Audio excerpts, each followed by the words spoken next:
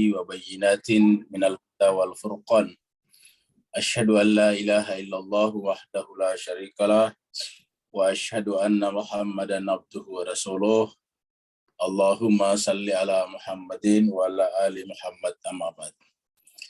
Bapak Ibu yang sangat berbahagia, kita bersyukur, kita bersua kembali dalam keadaan sehat walafiat.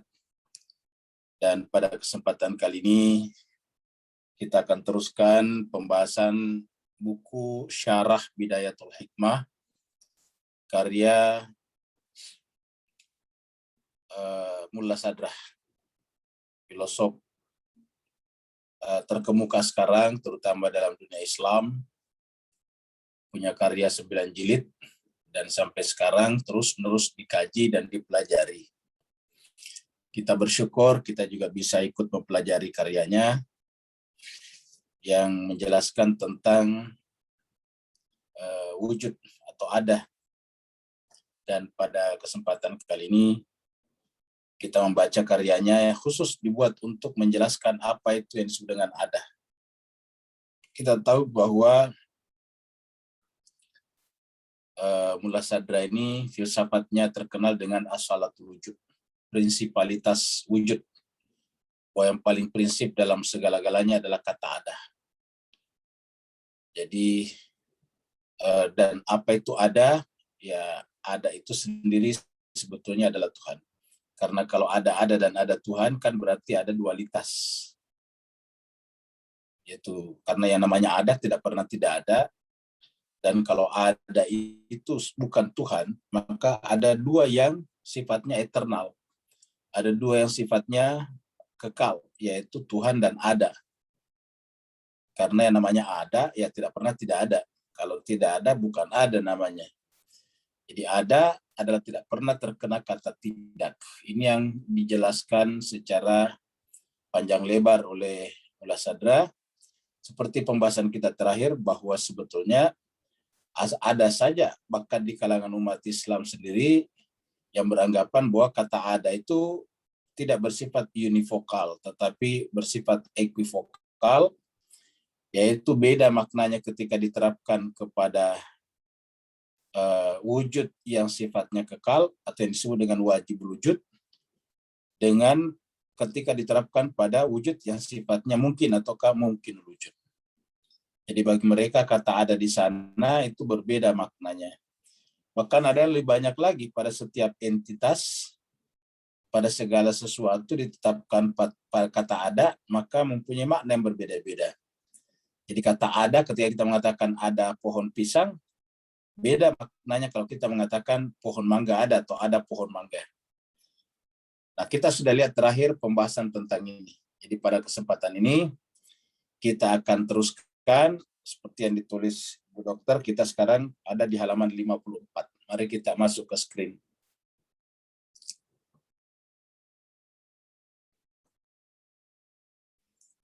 Ya, halaman 54. Terakhir kemarin 53, jadi kita akan masuk pada 54. Jadi Bapak Ibu sekalian, terakhir kemarin kita sudah jelaskan ini tentang ada sekelompok orang yang beranggapan bahwa kata ada atau wujud itu tidak bersifat univokal. Jadi bagi yang sudah ikut dari awal, kita tidak terangkan lagi perbedaan univokal dan equivokal. Jadi kita ulangi lagi bahwa equivokal itu berbeda maknanya pada setiap penggunaan. Pernah kita berikan contoh, misalnya kata bisa. Bisa di dalam bahasa Melayu kita itu minimal mempunyai 3 makna. Artinya kata bisa tetap sama, tetapi ketika digunakan pada ular, digunakan pada kata mengendarai mobil, dan digunakan pada kata mengangkat sesuatu, itu maknanya berbeda. Jadi bisa ular artinya racun, bisa mengendarai mobil artinya boleh, bisa mengangkat beban yang berat artinya sanggup.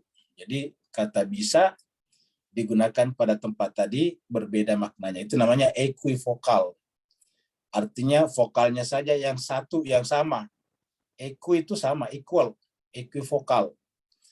Jadi hanya vokalnya, hanya bunyinya yang sama, tapi maknanya berbeda. Jadi kata bisa bunyinya sama, ketika digunakan pada bisa ular, itu artinya maknanya berbeda dengan dikatakan bisa mengendarai mobil. Boleh. Tetapi kata ada, menurut Mullah Sadra, dan itu yang kita pahami adalah bahwa dimanapun digunakan kata itu sama maknanya. Ada Tuhan, ada makhluk, ada khalik, ada makhluk, sama maknanya. Tapi ada segelintir orang yang berpendapat bahwa kata ada itu berbeda maknanya. Jadi di sini ada dua kelompok nih. Jadi ada dua kelompok, yaitu ini terutama sebelumnya nih. Ya. Kelompok pertama ini kelompok pertama, jadi ada teolog yang berpandangan tentang keequivokalan konsep dan makna wujud. Ada dua kelompok besar. Yang pertama adalah ketika digunakan pada ini kelompok yang memandang bahwa kata wujud bermakna ekivokal, mereka beranggapan bahwa wujud yang digunakan dan dipredikasikan pada setiap kuiditas akan bermakna sama dengan kuiditas yang dipredikasikan itu. Kemudian berdasarkan pandangan ini, maka kata wujud memiliki makna khusus yang tak terbatas sebanyak kuiditas dan realitas di dalam eksternal yang dipredikasikan padanya. Jadi kemudian yang kedua adalah kelompok yang beranggapan bahwa kata wujud bermakna ekivokal pada wujud niscaya. Jadi yang pertama tadi ini ekivokal pada semua hal. Wujud bermakna ekivokal pada semua hal, pada semua entitas, semua kuiditas. Ya. Kemudian yang kedua adalah mana tadi nih? Wujud bermakna ekivokal pada wujud niscaya dan wujud mungkin. Jadi kalau kita katakan wujud Tuhan ada, beda kalau kita katakan kursi ada. Karena wujud mungkin itu ya makhluk, benda-benda, malaikat dan sebagainya. Nah, jadi kita sudah lihat ini. Kemudian sumber kesalahan mereka kata Mullah Sadra ada dua. Yang pertama adalah tidak memisahkan secara ketat atau mencampur adukan antara konsep dan individu luar atau mafhum dan misdak. Mafhum itu yang terpahami oleh pikiran kita, sedangkan misdak itu yang di luar, individu luar. Seperti contohnya manusia itu hanya dipahami oleh pikiran. Di luar itu tidak pernah kita melihat manusia. Yang kita lihat di luar itu adalah oknum-oknum individu. Pak Andi, Bu Alfan gitu. Maka kita menyebut Pak Andi atau Bu Alfan itu namanya misdak dari yang kita pahami sebagai manusia. Hewan itu adalah konsep. Di luar tidak pernah kita melihat hewan. Itu adalah konsep yang dipahami oleh pikiran. Begitu kita di luar lihat, pasti yang kita lihat adalah sapi, kuda, gajah. Nah, ketika kita melihat gajah atau sapi di luar, itu namanya misdak dari hewan. Nah, jadi begitu. Jadi mereka gagal memahami di situ. Tidak bisa memisahkan secara jelas, secara terang benderang antara mafhum dan misdak. Nah, sehingga menganggap wujud itu bermakna ekivokal. Kemudian yang kedua,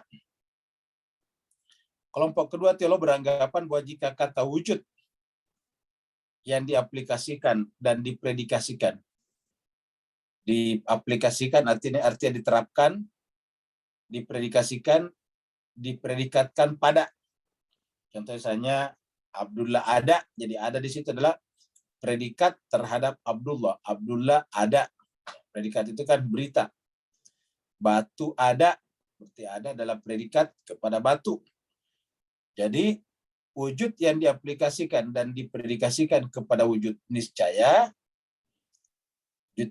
yaitu wajibul wujud, dan wujud mungkin atau mungkinul wujud bermakna univokal dan sama.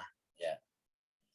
Jadi kelompok kedua teolog beranggapan bahwa jika kata wujud yang diaplikasikan padanya berarti maknanya sama. Jadi artinya kalau wujud mungkin dan wujud niscaya kata wujud atau ada di sana bersifat univokal, berarti wujud mungkin dan wujud niscaya menjadi sama, menjadi setara, kata mereka, setingkat nih. Wujud niscaya adalah setingkat dan sederajat dengan wujud mungkin. Padahal wujud niscaya tidak bisa dibandingkan sama sekali dengan wujud mungkin. Tidak ada sesuatu pun yang serupa dengan zatnya. Laisa kamitslihi syai'un. Dengan demikian, kata wujud bermakna ekivokal bagi kelompok kedua ini. Pada wujud niscaya dan wujud mungkin. Kalau yang pertama tadi, pada semua apapun mempunyai makna yang berbeda. Nah, sekarang Mullah Sadra coba menjawab ini. Sampai terakhir kemarin kita bicarakan ini. Jawaban atas pandangan mereka. Ya. Jawaban atas pandangan mereka adalah, jadi ini jawaban ini berarti dari Mullah Sadra ya. Mullah Sadra menjawab tadi keberatan mereka di poin 1 dan 2.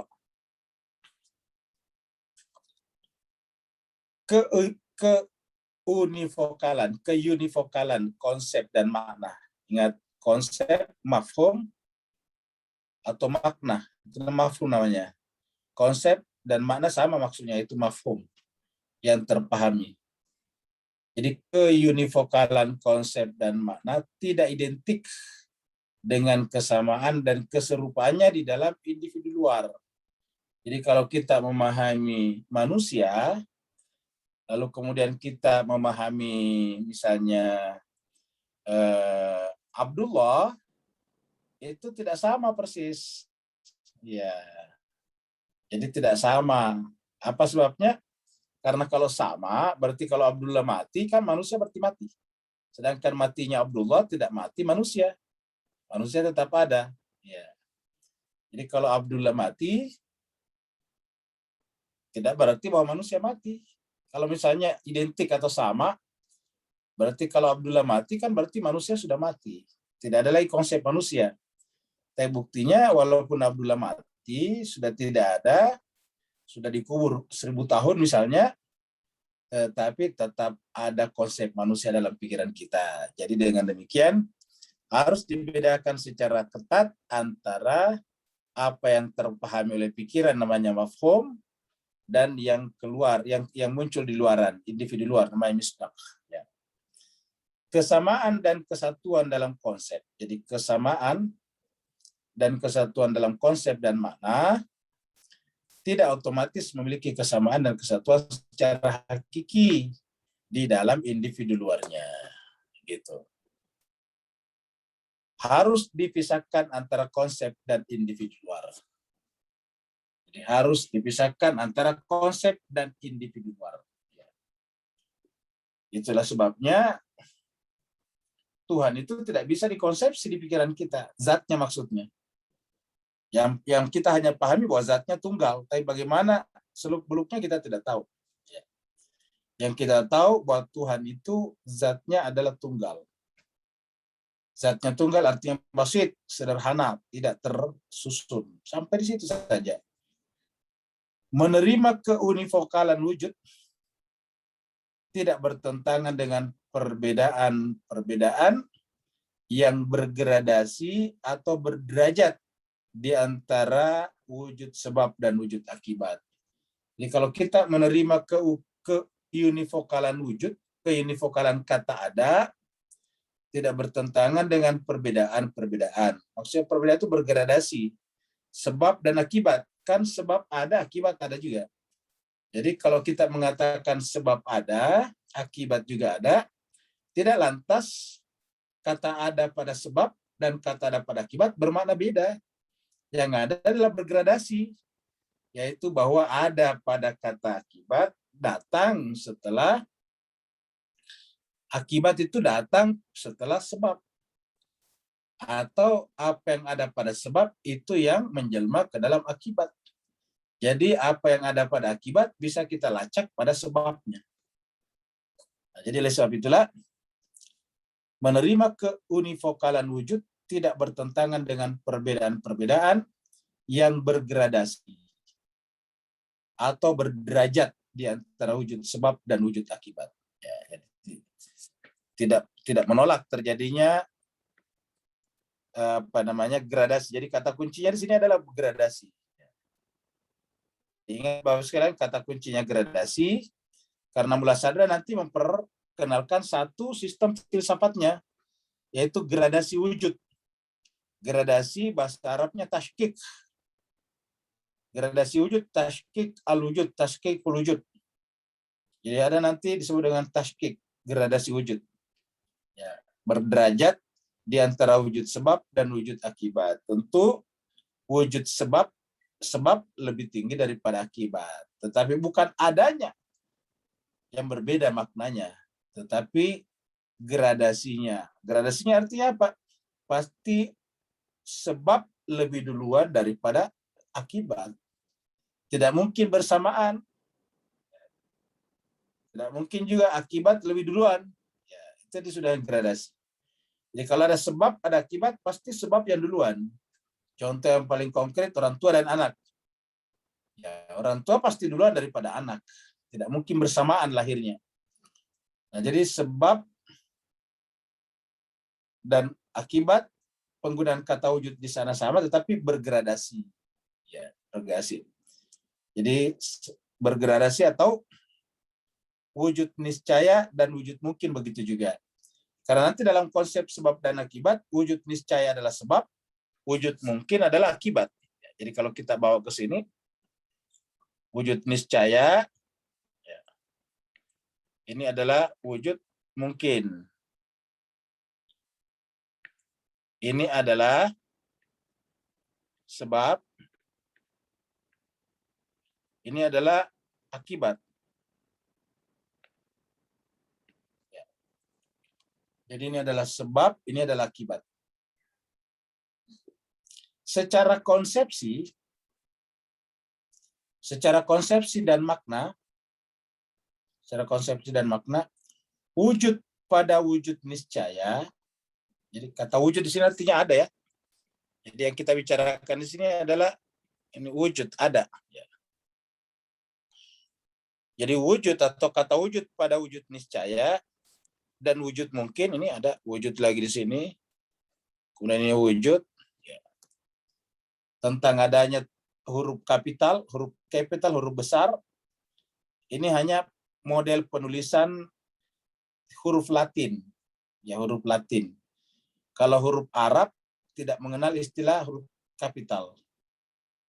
Kalau kita tulis Arab, ya tidak ada istilah huruf pertama, huruf besar, setelah itu huruf kecil, tidak ada istilah huruf kapital atau huruf kapital di dalam tulisan Arab. Ya, ini karena tulisan Latin biasanya berkaitan dengan Tuhan dikasih huruf kapital, huruf besar, wujud niscaya. Sehingga kemudian yang makhluk dikasih kecil, wujud mungkin. Ya. Jadi kita ulangi lagi tadi, jadi wujud pada kata wujud niscaya dan pada wujud mungkin adalah sama dan univokal. Ya. Sama dan univokal. Jadi ini sama dan univokal. Tetapi keduanya berbeda dan bertingkat. Ya, jadi ingat. Keduanya univokal, tetapi keduanya berbeda. Jadi berbeda dan bertingkat ketika disaksikan di alam eksternal secara individual. Jadi ketika dia keluar ke alam eksternal, dia berbeda. Akibat datang belakangan, sebab duluan. Jadi ketika disaksikan di alam eksternal dan secara individual. Wujud niscaya berada pada tingkatan tertingginya wujud. Nah, jadi wujud niscaya berada pada tingkatan tertinggi wujud. Jadi berada pada tingkatan tertinggi wujud. Sementara wujud mungkin berada pada tingkat terendah wujudnya. Jadi kita lihat. Ini adalah wujud mungkin berada pada tingkat rendah. Ya. Berada pada tingkat terendah. Jadi yang paling rendah ya akibat, di bawah akibat. Sebab di atas, paling di atas. Jadi begitu. Jadi inilah yang disebut dengan gradasi. Ya. Contoh lain. Ya. Contoh lain. Konsep dan makna. Ingat, kalau konsep dan makna berarti mafhum. Jadi kalau kita bicara konsep dan makna, ini selalu kita pahami sebagai mafhum.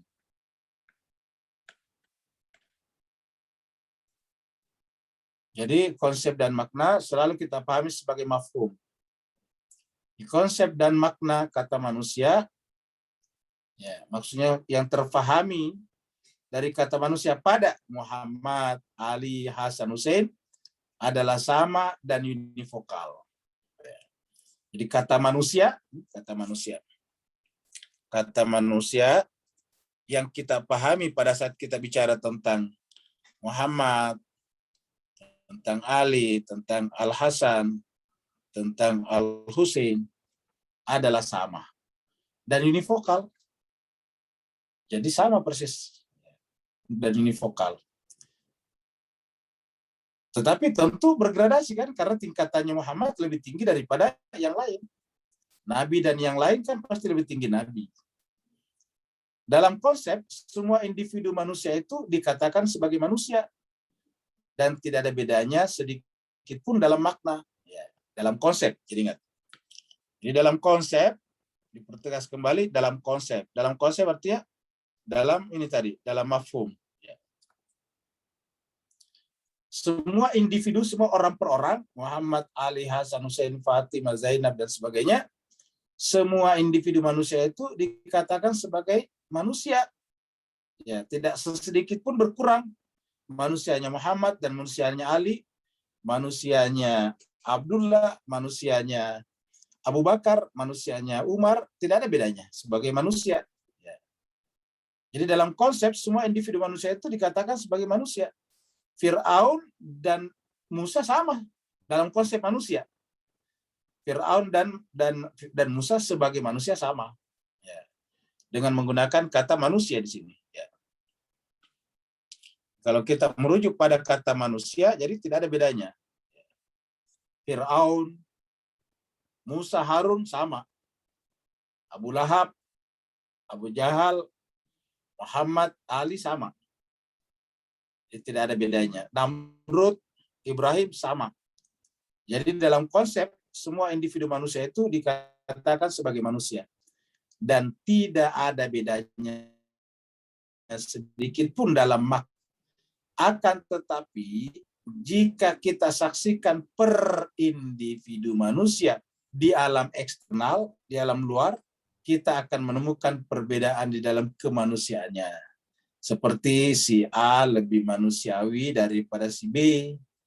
Ibrahim jauh lebih manusiawi daripada Namrud. Ya. Muhammad jauh lebih manusiawi daripada Abu Jahal. Nabi Musa jauh lebih manusiawi daripada Fir'aun. Itu di luaran.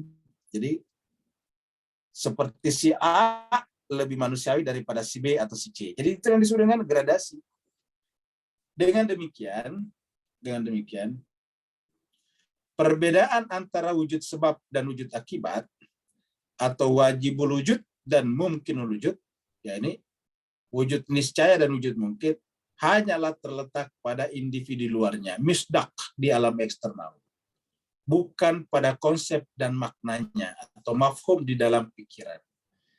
Jadi perbedaan itu hanyalah pada misdak saja. Jadi misdak. Bukan pada mafhum. Di Bapak Ibu sekalian, kita berharap ini bisa kita bedakan sekarang. Jadi kalau yang terpahami oleh pikiran namanya mafhum. Ingat, mafhum jadi bahasa Melayu, mafhum difahami. Mafhum difahami, dimaklumi. Sedangkan misdak yang mengingatkan kita tentang yang difahami. Misalnya kita punya pahaman tadi tentang manusia. Begitu kita lihat misalnya Jokowi sebagai presiden Indonesia, ya kita ingat dengan manusia.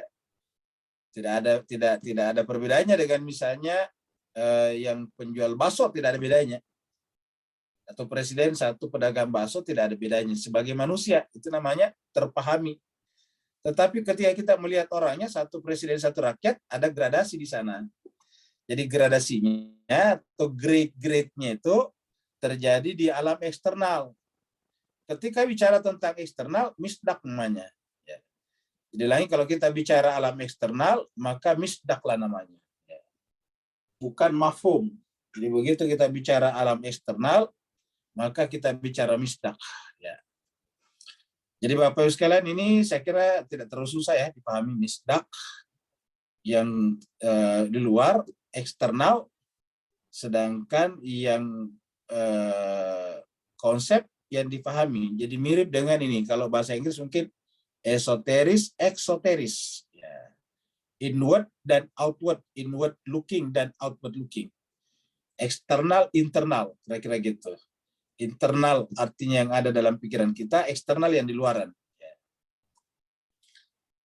3 argumentasi tentang keunivokalan kata wujud yang dipaparkan oleh Mullah Sadra, oleh Allamah Tabatabai di atas, ya, secara umum sudah sangat cukup untuk menggugurkan 2 pandangan teolog tersebut. 3 argumentasi yang kita bicarakan di sini tadi, ya, mulai dari sini tadi. Jadi 3 argumentasi tentang keunivokalan kata wujud yang dipaparkan oleh Allamah Tabatabai di atas secara umum sudah sangat cukup untuk menggugurkan 2 pandangan teolog tersebut. Namun untuk membatalkan satu persatu argumentasi mereka diperlukan argumentasi khusus. Ya, argumentasi khusus. Namun untuk membatalkan satu persatu argumentasi mereka diperlukan argumentasi khusus. Ya. Nah, kita sekarang belajar tentang argumentasi khusus. Ya, jadi mulai dari sini. Jadi ini sekarang kita bicara tentang argumentasi khusus. Ya.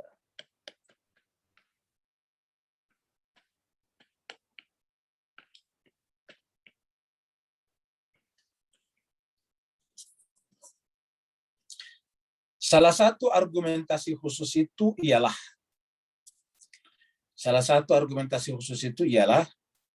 kata wujud. Kata wujud. Jadi kita berikan penekanan pada kata wujud.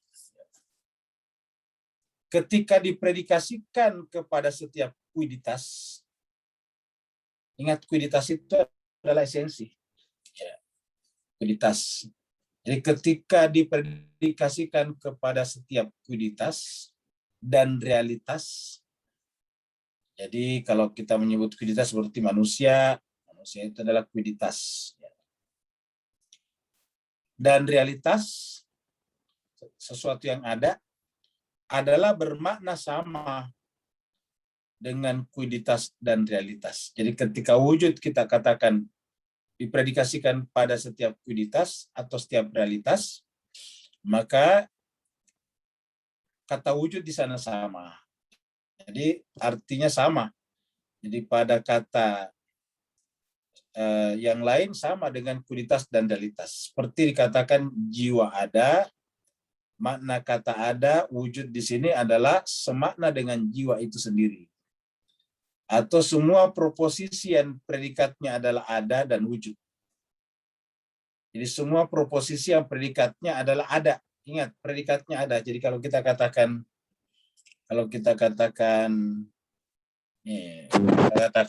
tadi Ahmad ada. Ini namanya predikat. Ya, ini kan namanya subjek. Ini adalah subjek. Ini adalah predikat. Predikat. Ya. Kalau dalam bahasa Melayu, nggak tahu apakah di dalam bahasa Melayu Malaysia Singapura begitu ya. Kalau di Indonesia, subjek ini kan dari bahasa Inggris sebenarnya subjek, dan ini bahasa Inggris predicate. Ini kalau di Indonesia biasa disebut pokok kalimat, ini adalah sebutan. Jadi kalau di bahasa Indonesia biasanya diartikan dengan pokok kalimat, ini adalah sebutan. Ya, jadi sebutan. Jadi predikat itu sebutan terhadap Ahmad, informasi bahwa Ahmad itu ada. Ya, semuanya. Semua yang kita predikasikan. Contohnya misalnya tadi mangga ada, ya, mangga. Mangga ada. Berarti ini adalah mangga subjek, ini adalah predikat. Ya. Mangga ada. Semuanya begitu. Kursi ada. Semuanya ada, pulpen ada. Pokoknya semua yang ada di sini namanya predikat, semua yang ada di sini namanya subjek. Ya. Jadi, subjek, predikat. Jadi supaya kita bisa mengerti apa makna kalimat ini. Ya. Jadi kita ulangi lagi supaya lebih jelas dari atas. Salah satu argumentasi khusus itu ialah kata wujud ketika dipredikasikan, ingat, dipredikasi dari kata predikat, predicate. Ketika dipredikasikan kepada setiap kuiditas. Kuiditas itu terkadang disebut esensi, ya, dan realitas adalah bermakna sama dengan kuiditas dan realitas tersebut. Seperti kalau kita katakan jiwa ada. Jiwa ada, maka makna kata ada di dalam kata ini adalah semakna dengan jiwa itu sendiri. Atau semua proposisi yang predikatnya adalah ada dan wujud.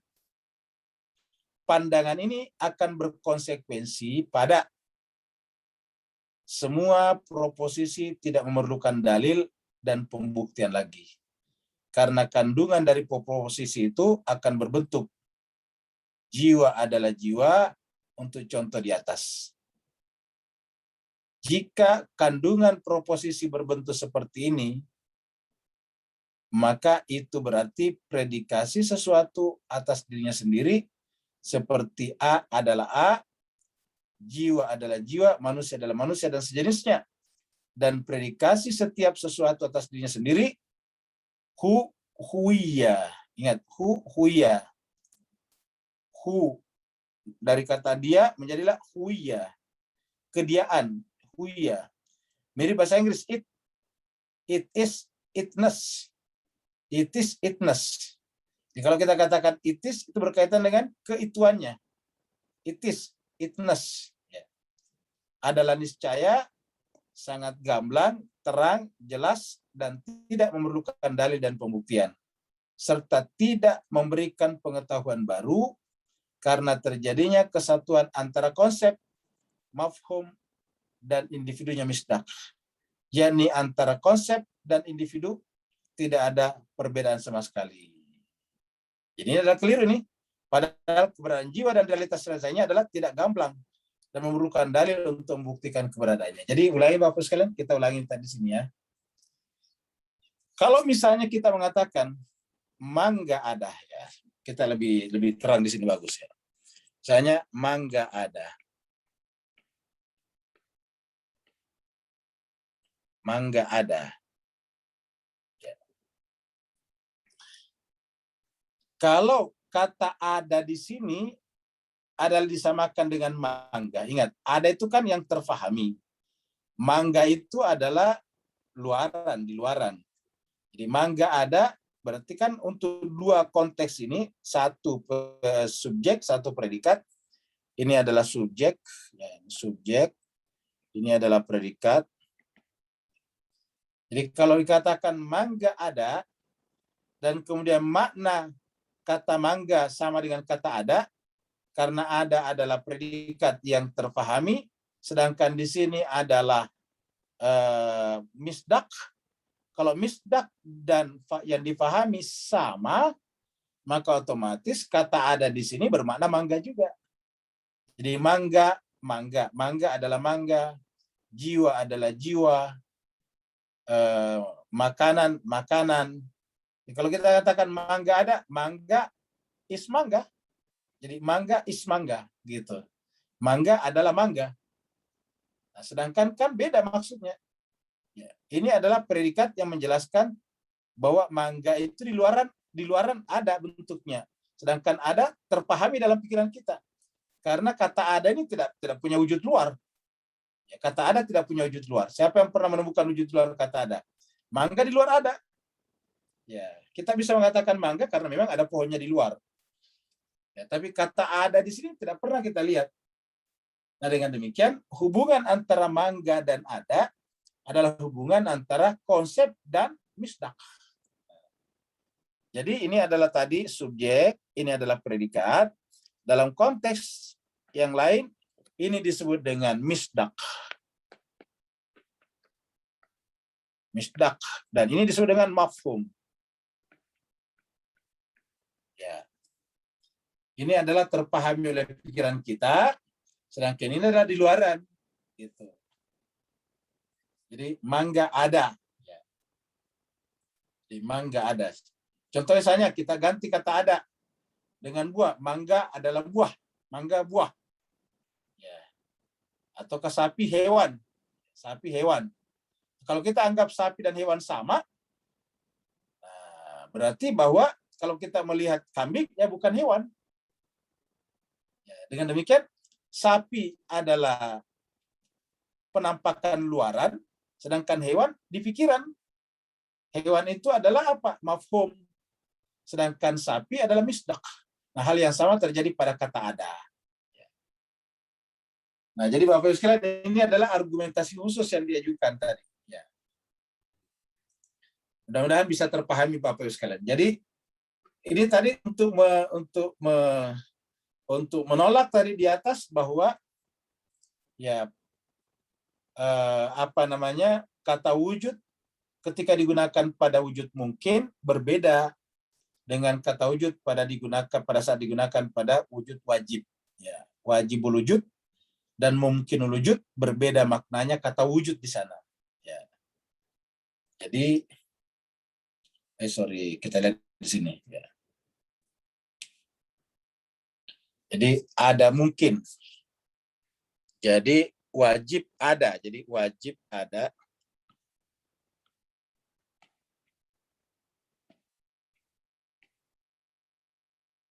Dengan mungkin ada. Nah, otomatis sama dengan ini tadi. Ya. Kata wajib di sini adalah misdak. Kata mungkin di sini adalah misdak. Ini misdak sini. Ya, misdak. Sedangkan kata ada di sini, ya, dan ada kata di sini adalah yaitu mafhum. Ya. Nah, jadi begitu Bapak sekalian. Jadi misdak di sini wajib, mungkin adalah misdak. Sedangkan mafhumnya sama ada. Jadi kata ada pada kata wajib adanya dan kata ada pada kata mungkin adanya sama maknanya. Yang berbeda adalah wajib dan mungkin. Nah, seperti itu.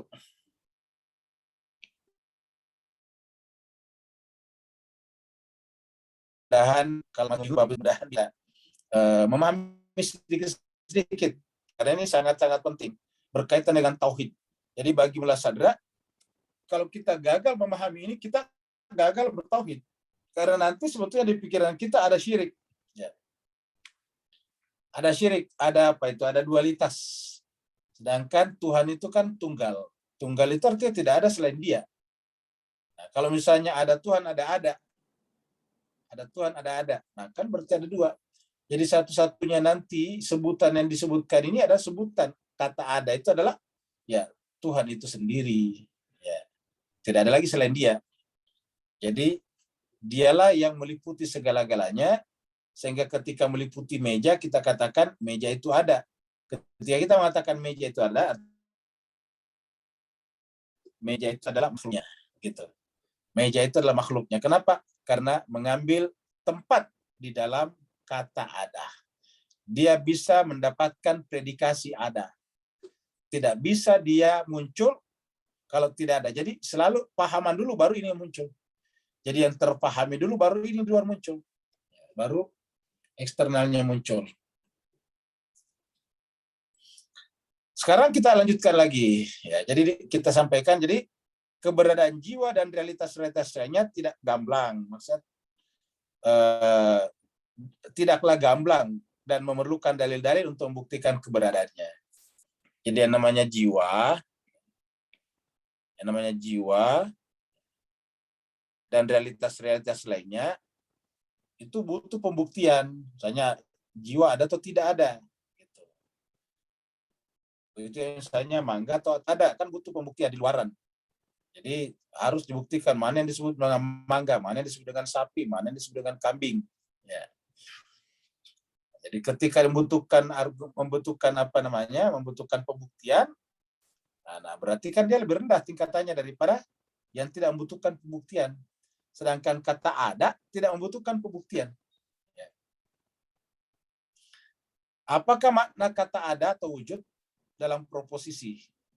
Ingat, Bapak sekalian, kita ulangi lagi, kalau berbicara tentang proposisi, bahasa Inggrisnya proposition, bahasa Indonesianya adalah pernyataan. Kita sudah sampaikan dulu ya, jadi yang baru ikut, proposisi itu artinya kalimat pernyataan. Ya. Karena kalimat itu, ya, kalimat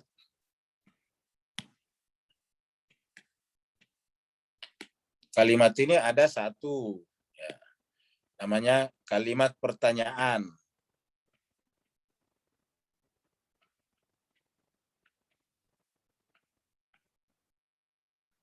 Pertanyaan contohnya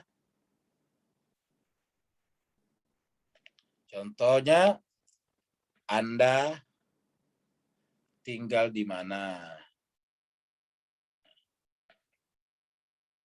Ini namanya adalah kalimat pertanyaan. Anda tinggal di mana? Yang kedua adalah kalimat seru, kalimat perintah. Kalimat perintah.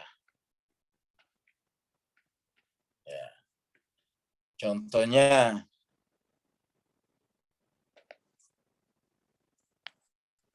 pergilah ke pasar.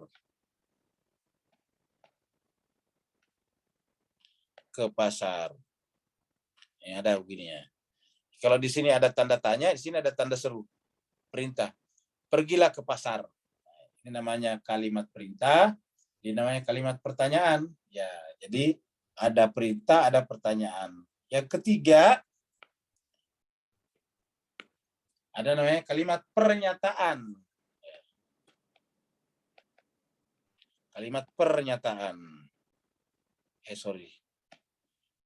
Pernyataan. Ya, ini dalam bahasa Inggris dengan proposisi. Proposition, ya. Proposition, ya. Nah, contohnya, contoh.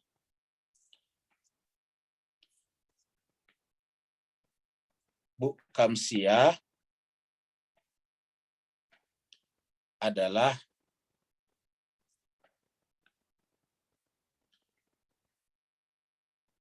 warga negara Singapura. Nah, ini namanya pernyataan. Bu Kamsia warga negara Singapura. Bisa dikasih adalah, bisa juga tidak. Bu Kamsia warga negara Singapura. Bu Kamsia adalah warga negara Singapura. Namanya kalimat pernyataan. Nah, kalau kalimat pernyataan bisa diuji benar tidaknya. Benar nggak Bu Kamsia warga negara Singapura? Jangan-jangan Malaysia. Nah, jadi bisa diuji kebenarannya. Tapi kalau perintah nggak bisa. Apanya mau diuji kan cuma perintah. Pergilah ke pasar. Ya, tidak memperhatikan apakah dia pergi atau tidak. Ya, perintah pergilah ke pasar. Begitu juga Anda tinggal di mana. Ya, tidak bisa diketahui benar tidaknya ini. Nanti yang bisa diketahui benar tidaknya jawabannya. Nah, jawabannya itu adalah pernyataan. Anda tinggal di mana? Saya tinggal di Jakarta. Nah, itu pernyataan tuh. Jadi jawaban atas kalimat pertanyaan adalah sebuah kalimat pernyataan. Ya. Jadi jawaban atas sebuah kalimat pertanyaan adalah kalimat pernyataan. Anda tinggal di mana? Jawabannya nanti saya tinggal di Jakarta. Nah, seperti itu. Nah, jadi cuma sekali, apakah benar tinggal di Jakarta? Ya, kita lihat aja faktanya.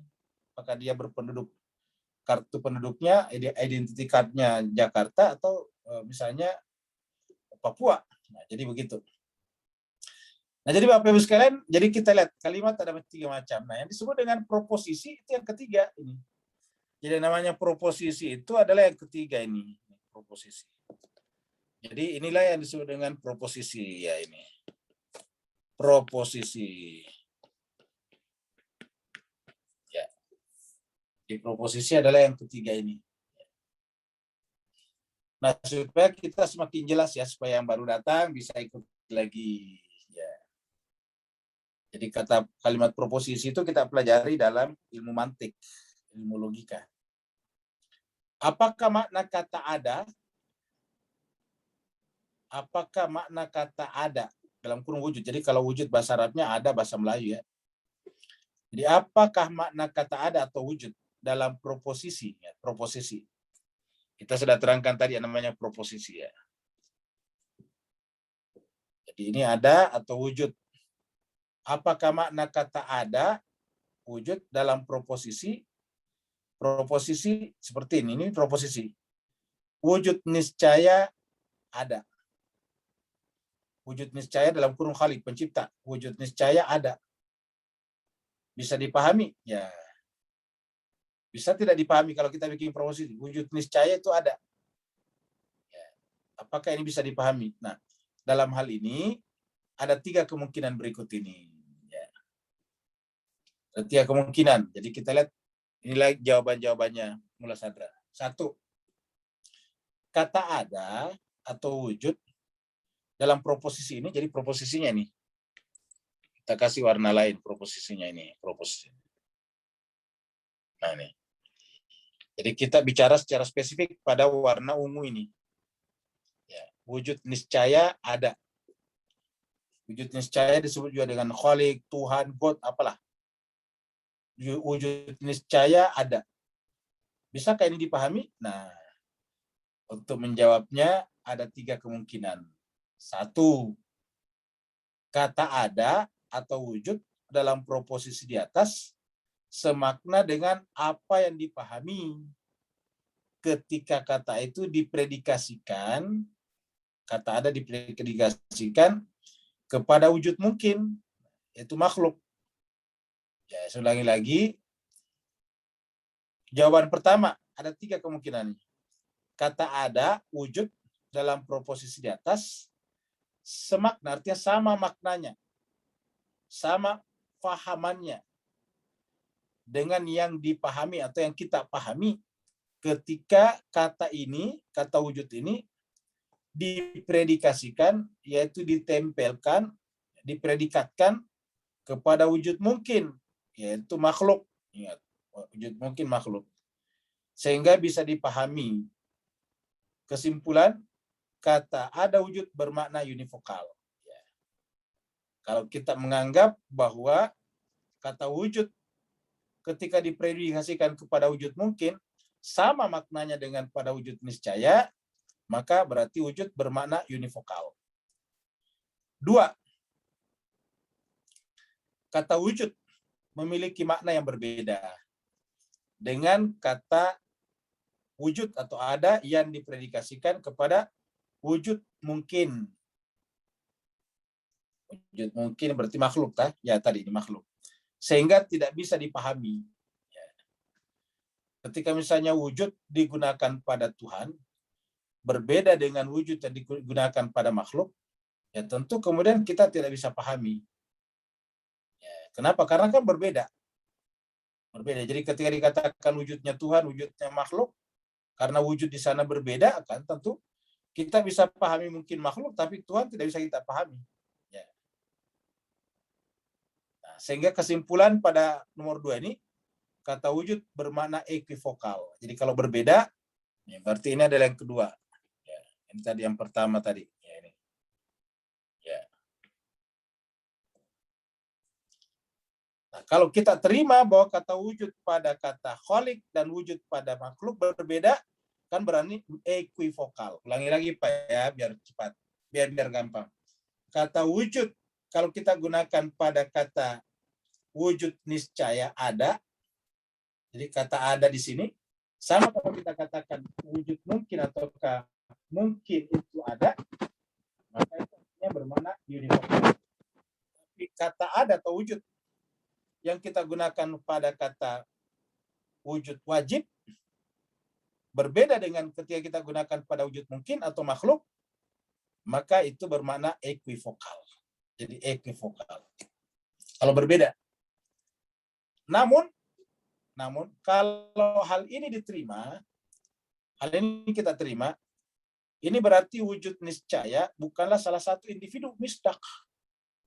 Jadi kalau kita terima, ya, kalau kita terima yang kedua ini kedua ya, kalau kita terima yang kedua, berarti bahwa wujud niscaya bukanlah salah satu individu misdak dari konsep universal mafhum kata wujud, ya, yang mencakup individu-individu dari wujud mungkin pula. Jadi kalau kita terima, berarti wujud niscaya bukanlah salah satu individu misdak dari konsep universal, yaitu mafhum dari kata wujud. Di kata wujud, kalau misalnya, ya kalau kita terima ini, tadi, kalau kita terima poin nomor 2, ya, maka akan terjadi ke sini.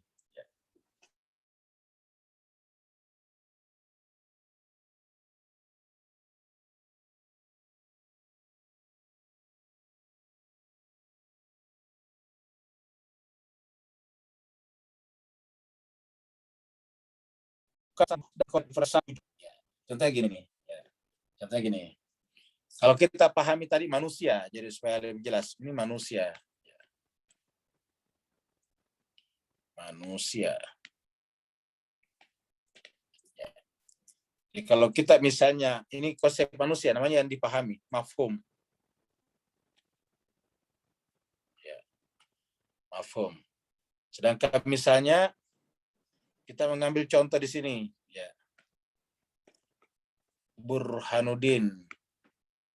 Burhan. Ini namanya apa? Ini katanya misdak. Apalagi Rusli. Misdak. Ya. Apalagi Andi. Misdak.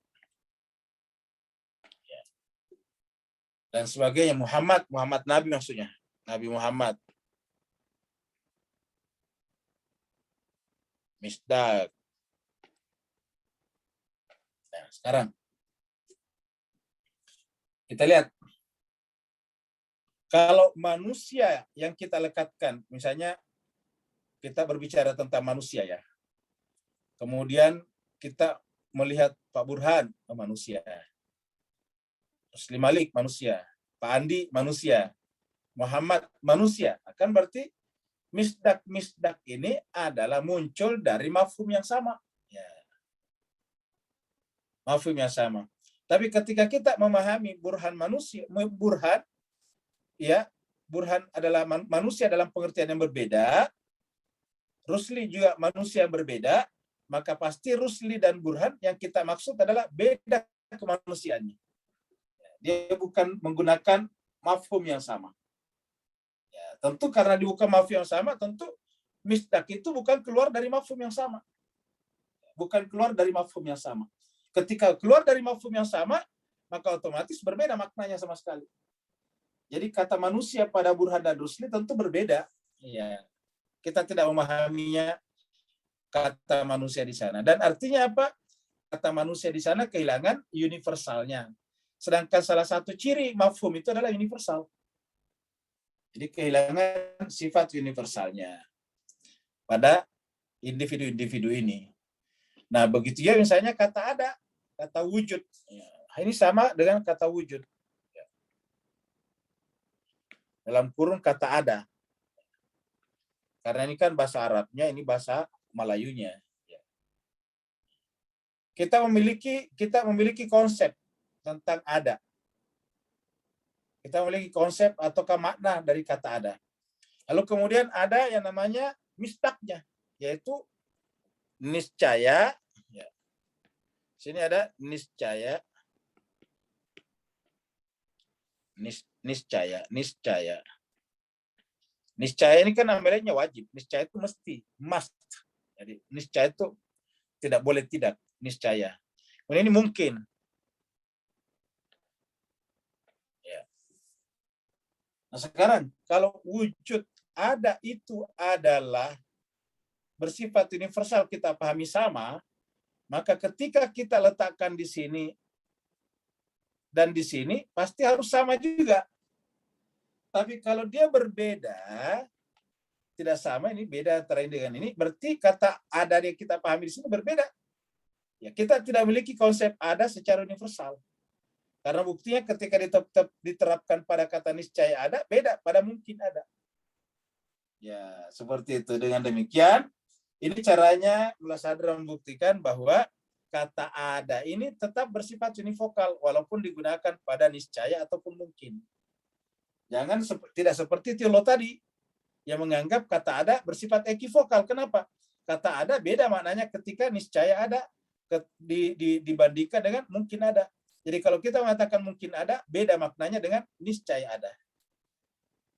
Kalau yang ekivokal tadi. Ya.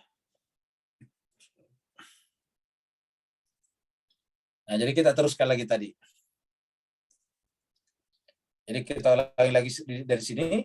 Namun kalau hal ini diterima, konsep ini tadi bermakna ekivokal, ini berarti wujud niscaya bukanlah salah satu individu atau misdak dari konsep universal wujud, mafhum, yang mencakup individu-individu dari wujud mungkin pula. Konsekuensi artinya akibatnya, buntutnya, konsekuensinya, wujud niscaya adalah individu dari lawan itu kontra wujud, yakni tiada. Ini kan lebih fatal. Kalau kita pahami berbeda kan berarti lawannya. Wujud niscaya adalah individu dari kontra kata wujud. Ini kan lebih fatal nih kata Mutahari, kata Mullah Sadra. Wujud niscaya adalah individu dari lawan kontra wujud, yaitu tidak ada. Nah ini kan fatal nih Pak, terus kalian. Coba renungkan ini. Ini kan fatal nih. Ya. Berarti wujud niscaya itu tiada. Karena tidak sama yang kita pahami dari kata wujud mungkin. Wujud niscaya adalah individu misdak dari konsep atau mafhum tiada. Maha suci dia dari pandangan seperti ini. Coba. Maha suci Allah dari pandangan seperti ini. Maha suci Allah. Jadi kita berlindung dia dari pandangan seperti ini. Di dalam Al-Quran itu berkali-kali itu mengatakan Subhanallah amma yasifun. Maha suci Allah dari apa yang mereka sifatkan. Nah, begitu juga di sini terpaksa kita mengatakan Subhanallah amma yasifun. Maha suci Allah dari apa yang mereka sifatkan ini. Ya. Jadi tidak mungkin seperti itu. Dengan kata lain, jika kata ada atau wujud memiliki dua makna, jadi andai kata wujud atau ada memiliki dua makna, satu makna untuk wujud mungkin dan satunya lagi untuk wujud niscaya, maka kedua makna ini niscaya saling kontradiksi satu sama lain. Karena kan tidak sama. Tidak sama kan berarti berbeda. Berbeda artinya kontradiksi. Jadi berbeda artinya kontradiksi. Ya. Jika tidak demikian, yang terjadi adalah hilangnya dua perkara yang saling berkontradiksi. Ya. Kedua hal ini adalah mustahil. Ya. Karena kalau ada dua yang berbeda, maka keduanya itu bisa disebut berkontradiksi. Ya. Kalau dia berkontradiksi, tidak mungkin menerima dua-duanya. Yang diterima hanya salah satunya atau menolak dua-duanya. Makanya tadi hilangnya dua perkara yang berkontradiksi. Ya. Kedua hal ini adalah mustahil. Ya. Nah, jadi Bapak Ibu sekalian. Jadi mudah-mudahan kalau misalnya memahaminya agak-agak masih gagap, Bapak Ibu sekalian bisa kembali selalu membaca buku ini. Karena yang menarik sebetulnya untuk pembuktian tentang Maha Suci Allah. Tentang Allah itu adalah tidak ada lagi selain dia. Karena jemaah sekalian ketika Mullah Sadra membahas tafsirnya yang berkenaan dengan subhanalladzi sabbih isma rabbik, Itu maksudnya seperti itu. Sabbih marabik, sucikanlah Tuhanmu dari hal-hal yang keliru. Sabbih marabikal a'la alladzi khalaqa fasawwa walladzi qaddara fahada. Jadi kalau kita lihat itu ayatnya, Pak Bos sekalian ya, kalau kita lihat di sini. Mari kita lihat dulu. Sabbih marabik.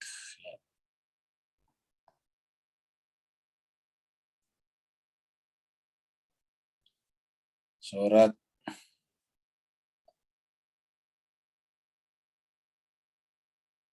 Al-Alaq 87.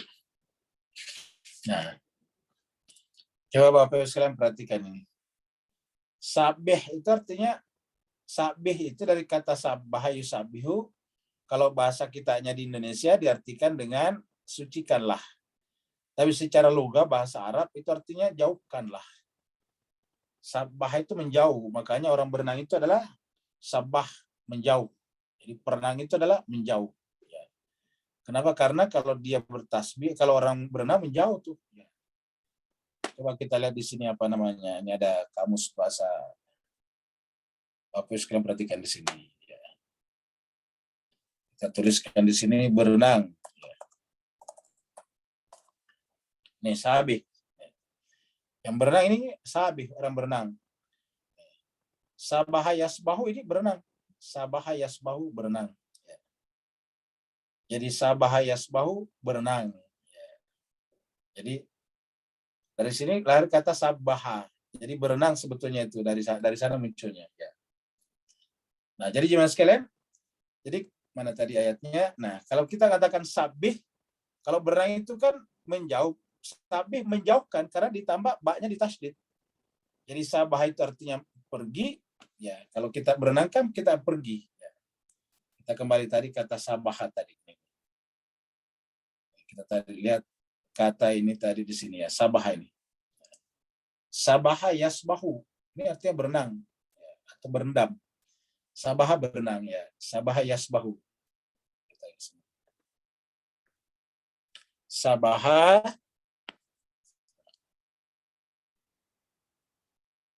ya, ini sabaha. Yang ada di sini sabaha yasbahu.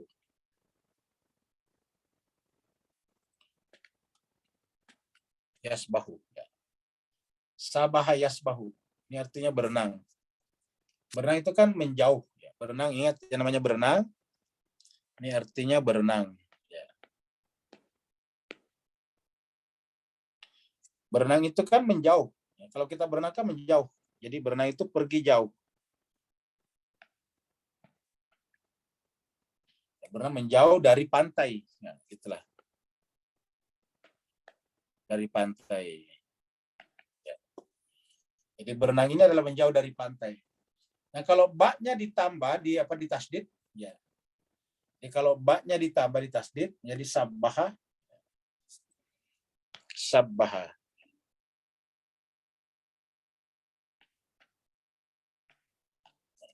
Sabbaha yusabbihu.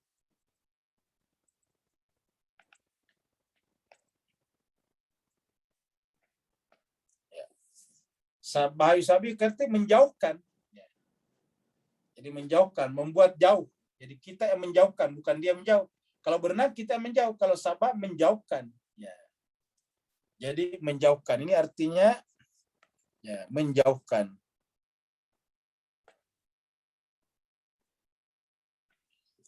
Kalau ini dirubah menjadi kata kerja perintah sabeh, ingat. Kan sabah yusabbihu, ingat.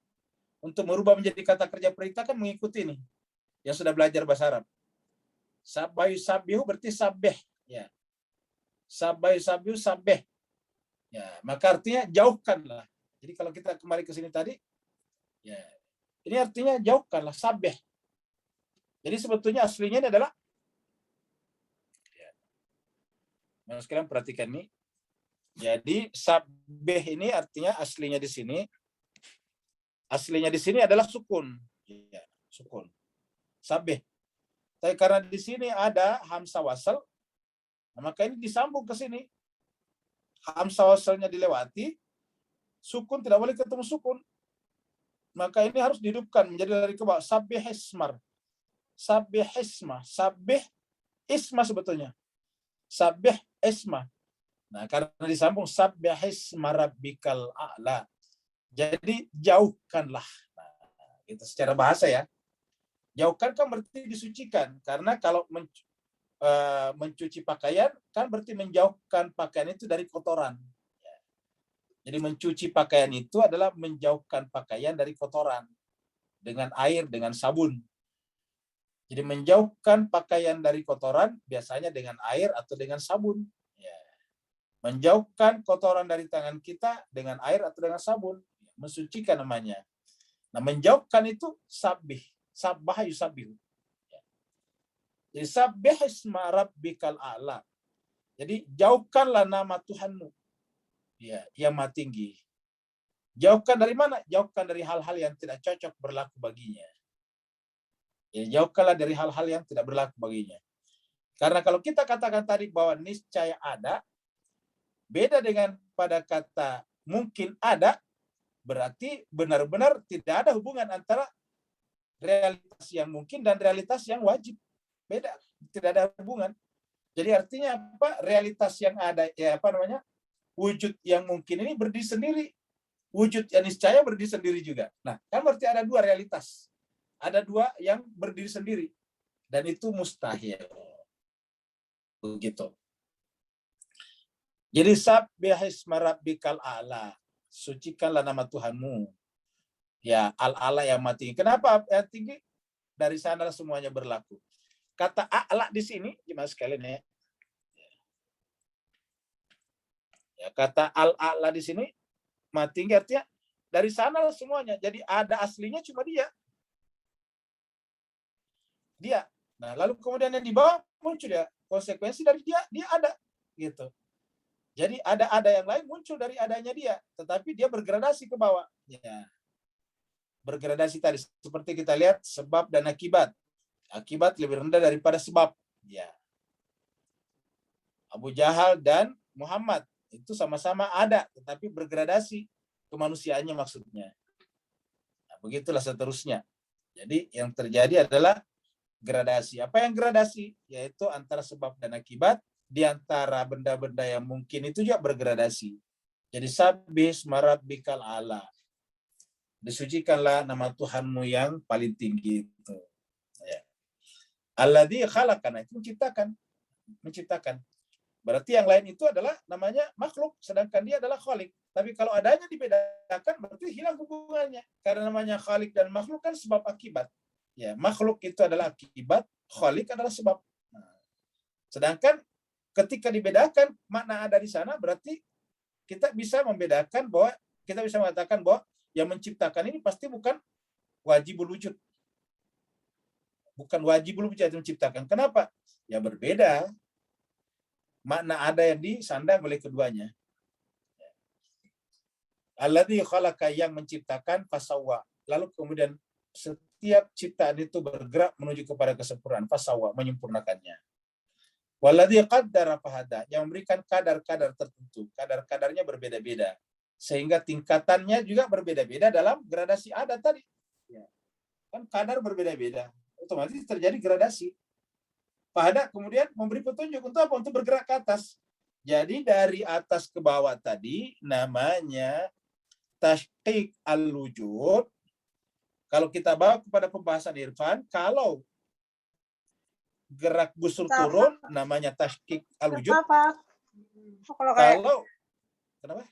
Kalau geraknya dari bawah ke atas namanya gerak harakah jauhariyah. Jadi kita lihat tadi malam kita terangkan juga ini ada ditanyakan Pak Nur.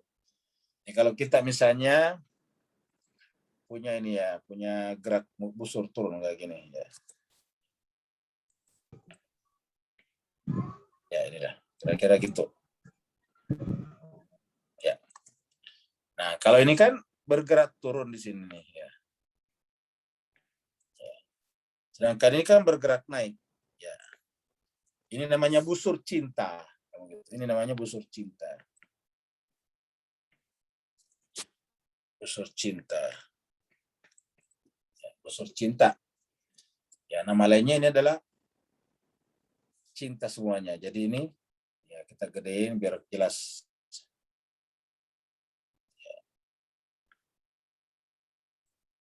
Nah, ketika dia bergerak turun ke sini, namanya gerak busur turun. Ini namanya tashkik. Tashkik itu gradasi. Ini tashkik. Ya, ini namanya tashkik. Ya. Tashkik. Nah, namanya gradasi. Ya, nama lainnya adalah gradasi. Ya. Nah, karena ini wujud, ya gradasi wujud. Ya. Sedangkan kalau dia gerak ke atas, ini namanya adalah harakah, jauhariyah. Gerak ke atas. Ini namanya harakah. Ini adalah harakah. Nah, ini namanya harakah. Gerak.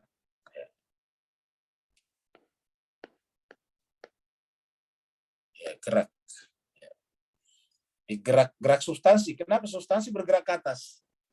Jadi ini adalah bergerak kembali ke asal. Kalau ini tadi waktu turun, ini kembali ke gerak. Ya. Dan jemaah sekalian, ini sebetulnya gerak ini disimpulkan dengan satu kata di dalam Al-Quran. Inna lillahi. Jadi katakanlah kita berada di sini. Kita itu inna lillahi wa inna ilaihi rajiun. Kita ini yang ada di bawah dari Allah dan kembali kepada Allah.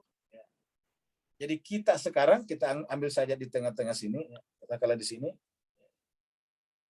Kita ini datang dari Allah, yang datang dari Allah. Dan kita bergerak lagi ke atas, bergerak ke atas. Bergerak ke atas, kembali kepada Allah. Gerak ke bawah, ini bergerak ke bawah, nanti bergerak ke atas. Inna lillahi wa inna ilaihi rajiun. Gitulah gerak kita. Nah, jadi jemaah sekalian, itu yang sedang walladzi qaddara fahada. Dan dialah yang menentukan kadar-kadar, lalu membimbing kadar ke bawah, dari atas ke bawah, hada dari bawah ke atas, bergerak. Supaya kita kembali ke atas. Makanya fahada ini penting. Ihdinas siratal mustaqim. Dzalikal kitab la raiba fihi hudan. Gitu. Walladzi akhrajal mar'a. Nah, dialah yang mengeluarkan rumput-rumputan. Artinya bahwa penciptaan semuanya itu dari tadinya tidak ada rumput, cuma tanah keluar, itu bagian daripada gerak busur atas ke bawah.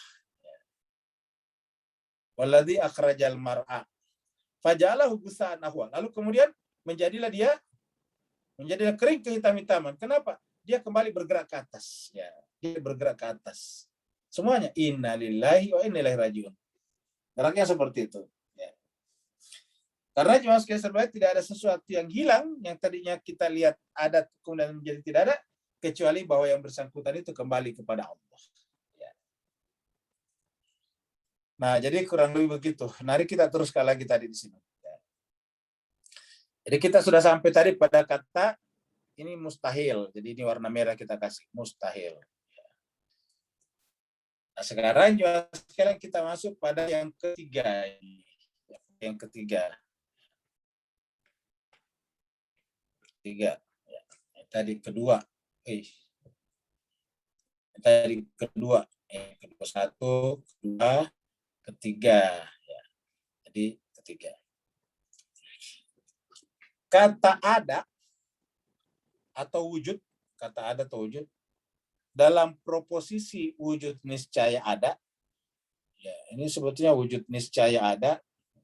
Double ini kata wujud niscaya.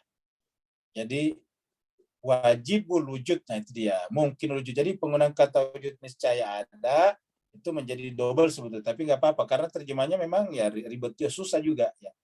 Jadi kalau kita tadi adalah wajibul wujud dan mungkin wujud. Ya. Jadi kata ada, kata wujud dalam proposisi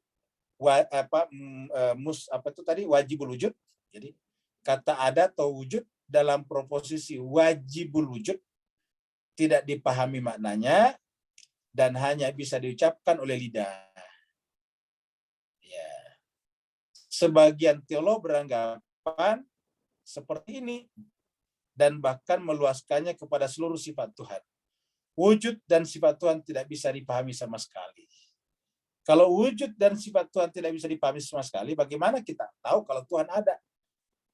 Bagaimana kita mengatakan Tuhan ada? Karena kita tahu kata ada kan.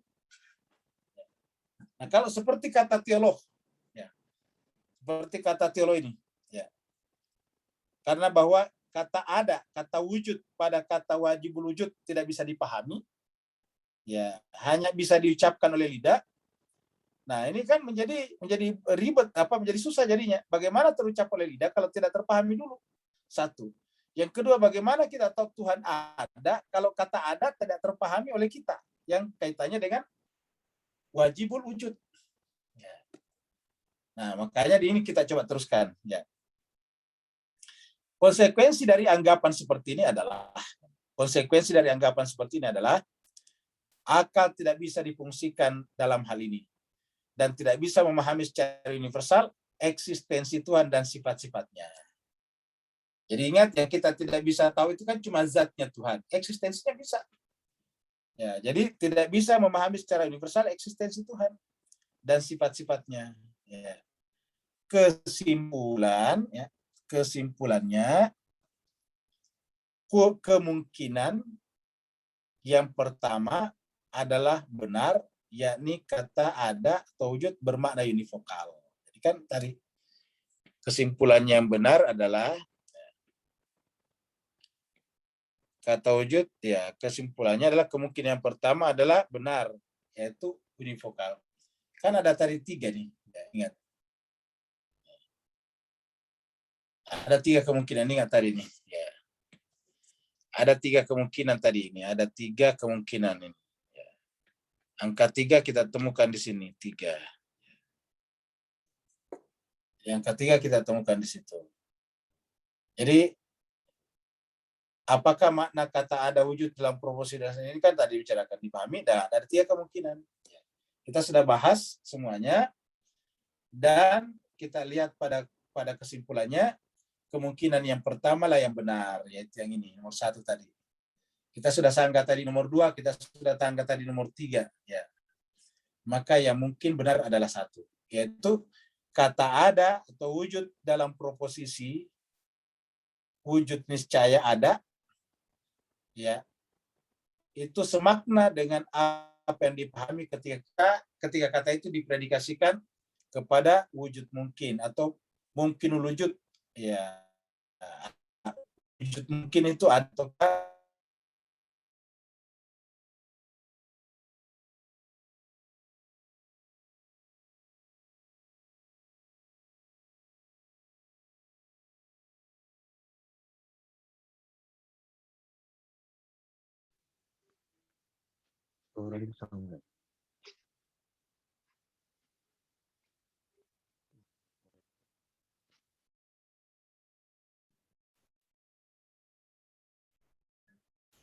Hilang suaranya atau kita? Iya, hilang, Bu. Oh iya, memang hilang ya, Bu. Saya pikir sinyal Iya. saya.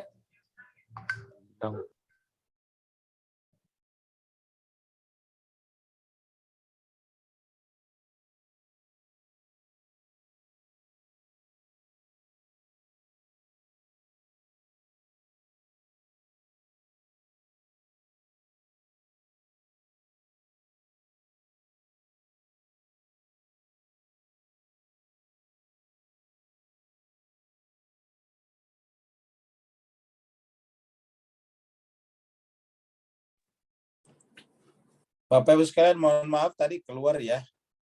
Tapi memang sudah selesai, jadi yang mau bertanya dipersilahkan. Assalamualaikum Ustaz. Waalaikumsalam warahmatullahi wabarakatuh. Silakan Pak Nur. Alhamdulillah, barakallahu fiik, azim. Afwan semua. Ustaz, dalam topik hari ini beri pencerahan lanjut tentang dalam surah Ikhlas terguna 3 kalimat terpisah tapi satu. Qul huwallahu ahad. Barakallahu fiik. Afwan. Ya, baik. Jadi jemaah sekalian berbahagia, kita bisa memahami kata qul huwallahu ahad kalau kita tadi sepaham dengan ini, dengan kesimpulan ini. Jadi kalau kita sepakat dengan kesimpulan ini, kemungkinan yang pertama lah yang benar, yaitu kata ada atau wujud bermakna univokal, berarti sama maknanya ketika kita mengatakan Tuhan ada, khalik ada, dan ketika kita mengatakan makhluk ada, ataukah wujud mungkin ada. Jadi baru kita bisa pahami, karena di sini 3 kata. Ya. Sini kita lihat ada 3 kata di sini. Ya. Oh, nggak keluar ya. Kita masuk screen dulu ya. Nah, kita masuk screen dulu ya. Ini alih las ya. Nah, ini Bapak sekalian perhatikan, ini qul huwallahu ahad ya. Qul huwallahu ahad. Ya. Sebetulnya jemaah sekalian serbagaya, kalau kita lihat di sini ya, sebetulnya ada 4 kata di sini yang bermakna sama, yang yang bisa kita pahami dengan benar, dengan tepat apabila kata ada tadi bermakna univokal. Ya, jadi kalau kata itu bermakna univokal. Ya.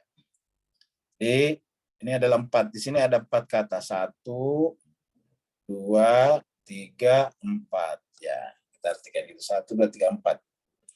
Qul huwa Allah ahad. 4. Nah, ini bisa kita pahami apabila kata ada bermakna univokal, sehingga bisa diterapkan di sini. Ya. Nah, kita lihat dulu satu-satu. Ya, kata qul, katakanlah. Nah, jemaah sekalian berbahagia, ya kita lihat siapa yang berkata dan siapa objek yang kepadanya berlaku kata qul. Kalau bahasa Arab, siapa mutakalim dan siapa mukhatab. Khitabannya siapa? Ya, mutakalimnya siapa, yang berbicara siapa, mukhatab orang yang diajak bicara siapa. Nah, kita tahu bahwa Al-Quran dari Allah, maka kata qul mutakalimnya Allah. Ya. Walaupun melalui malaikat. Jadi qul itu adalah yang mutakalim di sana adalah Allah. Kemudian mukhatabnya siapa? Yaitu Muhammad. Nah, Muhammad itu tentu kita anggap sebagai wajib wujud mungkin wujud. Nah, sedangkan mutakalimnya yaitu Allah adalah wajib wujud. Nah, kita bisa memahami ini apabila kita memahami tadi ada secara univokal. Jadi qul katakanlah Muhammad. Ya. Huwa. Ya. Huwa itu siapa? Huwa ini kan adalah identitas. Kita pernah terangkan dulu di Irfan ini, pernah kita terangkan. Huwa ini adalah identitas asli daripada dia. Kenapa? Karena Allah ini sudah sebutan. Ya. Huwa Allah. Huwa di sini adalah subjek, Allah adalah predikat. Jadi Allah ini hanya predikat terhadap huwa. Ya. Jadi huwa itu adalah ketika tidak punya nama. Ketika dia tidak punya nama, apa namanya? Ya ada. Coba. Ketika dia tidak punya nama kan ada. Ketika kita menyebutnya sebagai orang ketiga, huwa. Ketika kita menyebutnya sebagai orang kedua, anta. Iya. Ketika dia menyebut dirinya sendiri, menggunakan kata anak. Dan tiga-tiganya ada dalam Al-Quran. Ana rabbukumul a'la. Ya. La ilaha illa anta. Kamu gitu. Qul huwa Allahu ahad. Jadi, yang kita maksud huwa, anak. Jadi kan dari sini muncul 3. Ya. Dari sini muncul 3. Dari sini muncul 3 ya, ini muncul 3. Jadi ada tadi anak. Ya. Kemudian ada lagi yaitu huwa. Ya. Terus ada lagi anta. Ya. Jadi anta. Nah, ini kita lihat 3-tiganya dari sini. 3-tiganya dari sini. Jadi ini adalah Allah ketika dia sendiri berbicara, ana innani ana Allah la ilaha illa ana. Qul huwallahu huwa la ilaha illa huwa la ilaha illa huwa. Kemudian la ilaha illa anta. Kata Nabi Yunus di dalam perutikan, la ilaha illa anta subhanaka inni kuntu minaz zalimin. La ilaha illa anta. Jadi ana huwa anta. Nah, jadi jemaah sekalian, siapa dia? Ya merujuk kepada oknum yang satu. Ya, ini kan cuma sebutan saja. Allah itu dari kata ilah, disembah. Ya, predikat, subjek ini. Ya. Nah, kalau ini adalah anak berkaitan dengan posisi mutakallim, lalu sebetulnya siapa itu anak, siapa huwa, siapa anta? Ya, ada. Kira-kira gitulah. Karena anak ini kan adalah ketika dia jadi mutakallim. Jadi dia adalah jabatan dia sebagai mutakallim namanya anak. Jabatan dia sebagai orang ketiga ghaib namanya huwa. Jabatan dia sebagai mukhatab orang kedua anta. Sama kalau saya berbicara kepada Pak Nur tadi dari Singapura. Ya, ketika Pak Nur memperkenalkan dirinya kepada saya, ana Nur Usman min Singapura. Anak begitu. Ketika saya membicarakannya, dia Pak Nur Usman, dia huwa min Singapura. Ya. Ketika saya tanya lagi dia belum tahu siapa Anda, man anta, siapa Anda, sama. Jadi oknumnya sama yaitu Pak Nur. Nah, ketika Allah itu belum dikenai nama-nama seperti ini, dia hanya posisi subjek ana huwa anta, kira-kira siapa dia? Kan nanti disebut anak kalau dia berbicara. Nanti disebut huwa kalau kita membicarakannya. Nanti kita sebut anta kalau kita bicara dengan dia. Nah, dia sebetulnya siapa? Siapa dia yang anak, yang huwa, yang anta itu? Allah itu sebutan. Dia pantas disembah. Nah, yang paling tepat adalah ada. Wujud. Ya. Karena dia tidak pernah salah disebut dengan al-haq. Ya. Karena dia tidak kekurangan apapun namanya al-ghani. Itu aja. Gelaran-gelaran. Sama dengan kata Allah. Karena dialah satu-satunya yang pantas disembah, Allah. Ya. Jadi kul katakanlah huwa, dia, Allah. Ahad satu. Jadi, hakikatnya adalah satu. Jadi yang ini semua yang dibicarakan di sini adalah dia sebetulnya. Jadi pada saat kita berbicara di sini, kita berbicara tentang dua hal, yaitu samanya wujud, ya, wujud wajib dan wujud mungkin. Ya. Wujud mungkin tadi kita lihat di dalam kata kul. Di situ ada Muhammad sebagai mukhatab. Ya, sebegitu yang berbicara mutakallim adalah dia. Kemudian dia huwa adalah dia juga. Allah adalah dia juga. Ahad adalah dia juga. Jadi cuma dua yang dibicarakan di sini. Wujud wajib dan wujud mungkin. Ya. Dan kita lihat di sini bahwa wujud mungkin hanya bersifat implisit. Implisit. Apa namanya implisit itu? Ya, apa namanya saya tersembunyi tapi kelihatan. Tersembunyi tadi kelihatan implisit. Ya, tidak eksplisit. Lawan eksplisit. Ya, tersirat. Nah, tersirat, tidak tersurat. Kalau eksplisit tersurat, implisit tersirat. Nah, jemaah sekalian, jadi kata-kata ini semuanya Allah kan, kulnya berkata Allah. Ini yang berkata kul Allah. Huwa juga Allah. Allah dia juga, ahad dia juga. Siapa? Artinya tidak ada apapun selain dia. Tidak ada siapa selain dia. Makhluk itu apa? Implisit. Tersirat saja. Yang tersurat sebetulnya adalah Allah. Jadi yang paling jelas semuanya adalah Allah. Makhluk itu sebetulnya adalah samar saja. Makanya Imam Ali mengatakan ketika ditanya sama Yahudi, kok kamu bisa menyembah Tuhan yang kamu tidak lihat? Apa kata Imam Ali? Tidak mungkin saya menyembah sesuatu yang saya tidak yakin melihatnya. Kenapa? Karena justru makhluklah yang sifatnya mungkin ini. Dialah yang wajib. Yang namanya mungkin kan relatif. Wujud relatif. Ini adalah wajib wujud mutlak. Jadi artinya apa? Yang mutlak itulah yang nyata. Yang relatif itu yang tidak nyata. Seperti inilah yang kita saksikan sini. Qul huwallahu ahad. Ya, seperti itu. Dan ahad itu artinya tidak terbagi. Tidak bisa dibagi sama sekali. Ada lagi yang lain? Satu lagi pertanyaan. Silakan. Afwan, Ustaz. Oh, silakan, Pak. Ya. Afwan. Kalau gitu boleh pencerahan tentang kaul dengan kalam segi hubungan dua sisi yang satu tadi. Barakallahu fiik. Afwan, Ustaz. Oh, baik. Ya. Jadi cuma sekali berbahagia ada kata kaul. Kaul itu dari kata kul, kaul ya. Ini ada kata kaul. Ya. Jadi ada kata kaul. Ada kaul. Kaulun. Yang satunya lagi kalam. Ya. Screen-nya nggak ada, Pak. Tidak muncul screen-nya, Ustaz. Oh iya. Jadi jemaah sekalian, nah sekarang kita masuk. Jadi ada dua kata pertanyaannya tadi Pak Nur ya, kaul dan kalam, kaulun dan kalamun. Jadi kaul itu dari kata qala, perkataan. Sedangkan kalam itu adalah pembicaraan. Jadi jemaah sekalian berbahagia, kalau kata kaul itu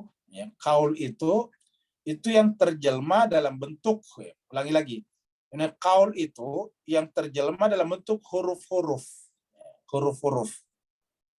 Jadi yang namanya kaul itu yang terjelma jadi huruf-huruf. Ya. Sedangkan kalam bukan kalam ya, kalau kalam pena, kalam itu pembicaraan.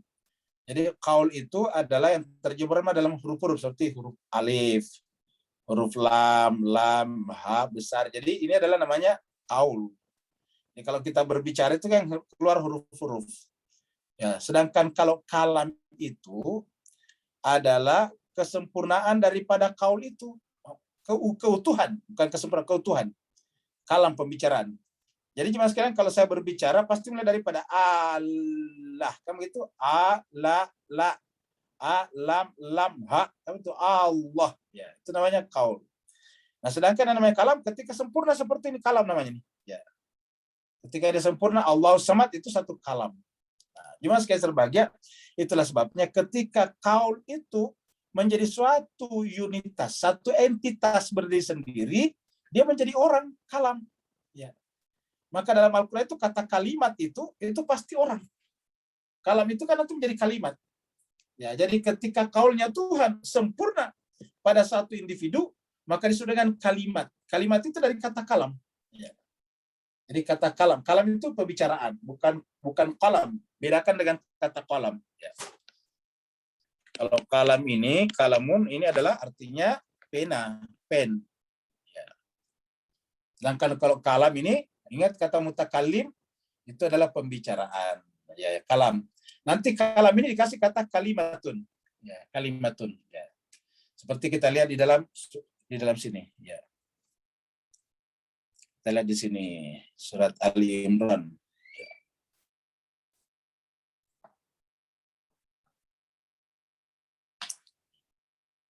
Idh qalatil malaikah.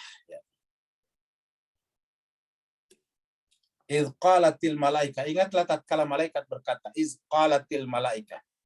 Ingatlah tatkala malaikat berkata. Malaikat qalat berkata. Kepada siapa Maryam? Ya Maryam, wahai Maryam. Inna Allah, sungguhnya Allah, yubashiruki, memberikan kabar gembira kepadamu. Kenapa? Karena Maryam. Bi kalimatin, ingat ini, bi kalimatin. Nah, bi kalimatin. Ya. Jadi kita menemukan di sini kata bi kalimatin. Ya. Yang tadi kalau kita pisahkan ini kalimat kalam tadi, kalam. Ya. Jadi bi kalimatin. Yubashiruki bi kalimatin. Minhu, makanya dalam bahasa Arab kata kalimat itu juga bisa bermakna kata. Kata seperti kata yasalunaka itu kata. Yasalunaka, apalagi kitabun itu kata. Ya, kitabun. Sedangkan ka dan sebagainya itu adalah qaul. Nah, jadi yubashiruki bi kalimatin, dengan satu kalimat minhu. Nah, apa itu kalimat di sini? Nah, ismuhu, namanya. Nah, berarti artinya apa? Kalimat itu punya nama ini. Ismuhu, ya, namanya kalimat itu. Ya, Al-Masihu Isa bin Maryam. Jadi Al-Masihu Isa bin Maryam. Ya. Jadi bukan kalimat ansi yang dibicarakan, tetapi oknum yang menjadi simbol kalimat. Makanya dia orang, makanya hu di sini bukan ha, bukan ismu, tapi ismu, yaitu Al-Masihu Isa bin Maryam. Al-Masih Isa putra Maryam. Ya. Jadi siapa itu Al-Masih? Kalimat. Nah, jadi kalimat itu orang-orang suci sebetulnya. Nah, sehingga kita bisa pastikan bahwa ketika Allah menguji Nabi Ibrahim bi kalimatin, maka maksudnya pasti beberapa orang. Wa idzi betala Ibrahim rabbuhu bi kalimatin. Ya. Fatalaqa Adam min rabbi kalimatin. Nah, pasti maksudnya adalah beberapa orang, dan itu adalah kalam Tuhan. Dan inilah yang kemudian dalam Al-Quran disebut dengan seandainya laut ini buat jadi pena untuk menuliskan kalimat-kalimat Tuhan, niscaya tidak akan selesai. Walaupun ditambah lagi tinta sebanyak itu, niscaya tidak akan pernah selesai menuliskan kalimat Tuhan. Ya. Jadi tidak akan pernah selesai. Seperti itu. Jadi Bapak Ibu sekalian, saya kira pertanyaan Pak Nur tadi adalah terakhir karena waktu kita sudah lewat dan kita masih akan berjumpa sebentar dengan satu mata kuliah lagi yaitu Irfan. Terima kasih banyak atas perhatian Bapak Ibu sekalian. Mudah-mudahan membawa keberkahan bagi kita dan pengetahuannya bertambah. Kita berharap selain mengikuti kuliah di sini, kalau bisa juga di tempat masing-masing baca-baca buku itu tadi. Supaya kita lebih dalam lagi, karena ini berkaitan dengan penyempurnaan jiwa kita. Semakin kita dalam memahami tadi pernyataan-pernyataan kata ada, maka kita akan semakin menyelam ke dalam hakikat Allah Subhanahu wa taala. Karena yang kita sebetulnya ingin singkapkan di sini adalah rahasia daripada segala rahasia yang disebut dengan sirrul asrar, yaitu ghaibul ghuyub dan seterusnya. Terima kasih. Wassalamualaikum warahmatullahi taala wabarakatuh. Waalaikumsalam warahmatullahi